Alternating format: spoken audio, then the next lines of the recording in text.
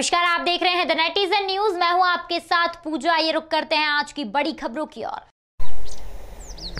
पंछी हमारे पर्यावरण के लिए कितने आवश्यक हैं, ये बात हमें और आपको जाननी चाहिए और इस जानकारी को अन्य लोगों तक पहुंचाना चाहिए ताकि पंछियों को बचाया जा सके। पंछी पूरे दुनिया में पर्यावरण के संतुलन के लिए जाने जाते हैं। इन पंछियों से पर्यावरण संतुलित बना रहता है और अगर पर्यावरण संतुलित बना रहेगा तो हमें ऑक्सीजन भी मिलेगी, हमें अन्न भी मिलेगा और हमें जीवन जीने के लिए एक बेहतर एटमॉस्फेयर मिलेगा। लेकिन अगर ये पंछी हमारे बीच नहीं होंगे तो फिर एक अच्छे पर्यावरण की कल्पना ही बेकार साबित होगी। पंछियों की इन्हीं खूबियों की वजह से बांदा में पिछले 9 सालों से यहाँ निवास करने वाले एक वरिष्ठ समाजसेवी शोभाराम कश्यप जी पिछले 9 वर्षों से पंछी बचाओ अभियान चला रहे हैं और आज गौरैया विश्व दिवस है। इस अवसर पर फॉरेस्ट विभाग के परिसर में फॉरेस्ट विभाग के अधिकारियों और कर्मचारियों के बीच एक गोष्ठी का आयोजन किया गया, जिसमें पंछी बचाओ अभियान की पूरी टीम ने सहभागिता की है। आइए जानते हैं वो किस तरह से इस पर्यावरण के लिए पंछी बचाओ अभियान चला रहे हैं और लोगों को किस तरह से जागरूक कर रहे हैं। सर, शुभ नाम क्या है आपका और आज यहाँ पर किस तरह की गोष्ठी आयोजित हुई है? मैं संजय अग्रवाल, डीएफओ बांदा हूँ। आज 20 मार्च को विश्व गौरैया दिवस के आयोजन पर ये गोष्ठी की गई है, जिसमें शहर के पर्यावरण मित्र और पक्षी संरक्षण अभियान के मुखिया शोभाराम कश्यप जी अपनी पूरी पार्टी के साथ आई। इस कार्यक्रम को आयोजित करने में इन्होंने हिस्सा लिया और वन विभाग की पूरी टीम, जिसमें अधिकारी हैं, कर्मचारीगण हैं, दफ्तर के लोग हैं, सब ने मिलकर विश्व गौरैया दिवस मनाया और गौरैया के संरक्षण के महत्व की जानकारी पर प्रकाश डाला कि मानव जीवन के अस्तित्व के लिए गौरैया का रहना बहुत ही आवश्यक है।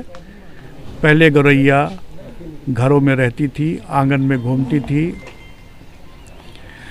तो आज देखा गया कि गौरैया कुछ कम हो रही है। इसके संरक्षण की आवश्यकता को महसूस करते हुए ये कदम उठाया जाना आवश्यक है, इसीलिए विश्व गौरैया दिवस मनाया जाता है। कश्यप जी, पक्षियों के बचाव के लिए आप काफ़ी समय से प्रयासरत हैं, किस तरह से अभियान चलाते हैं आप?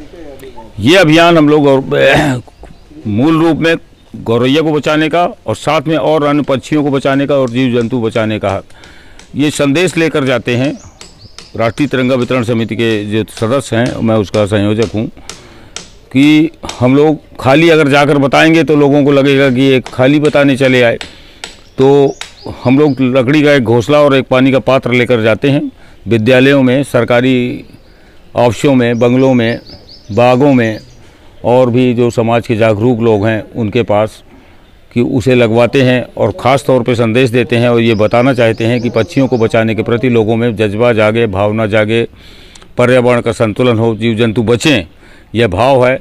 तो मैं एक संदेशा लेकर जाते हैं और पिछले 2012 से हम लोग ये गौरैया बचाओ अभियान चला रहे हैं, निरंतर सफल है। जो हिंदुस्तान में देववृक्ष कहे जाते हैं, जो 24 घंटे ऑक्सीजन देने वाले पेड़ हैं, जैसे पीपल है, बरगद है, ऊमर है, पाकर है, सेमर है, छौकर है, समी है, ये इसके बीज गौरैया खाती है। गौरैया सदैव बीज खाती है, उसको बीट करती है, उससे वो अंकुरित होते हैं, इसलिए कि उन बीजों को अंकुरित होने के लिए वैज्ञानिक तौर पर 18 सेंटीग्रेड हीट की ज़रूरत होती है, वो गौरैया में ही होती है, इसलिए का नाम से वो पेड़ जमते हैं। अगर उन पेड़ों को बनाए रखना है तो गौरैया बचाना पड़ेगा। हाँ, और दूसरा है गिलहरी। 32 पेड़ पैदा करती है। ये पेड़ जो आप शहरों में देख रहे हैं, ये पालतू पेड़ हैं जिसको हम लोगों ने लगा रखे हैं, इसलिए ये जमे हुए हैं। जंगल में तो कोई नहीं लगा रहा, अपने आप क्यों जम रहे हैं? क्योंकि सृष्टि में एक नियम है कि बीज नष्ट नहीं होता, सृष्टि में बीज नष्ट नहीं होता, प्रकृति उसकी हिफाजत करती। तो प्रकृति क्या है? प्रकृति कहीं से आती नहीं है, यही सब प्रकृति के अंग हैं। गौरैया है, गिलहरी है, यही प्रकृति है। गिलहरी हमेशा बीज खाती है जंगल के।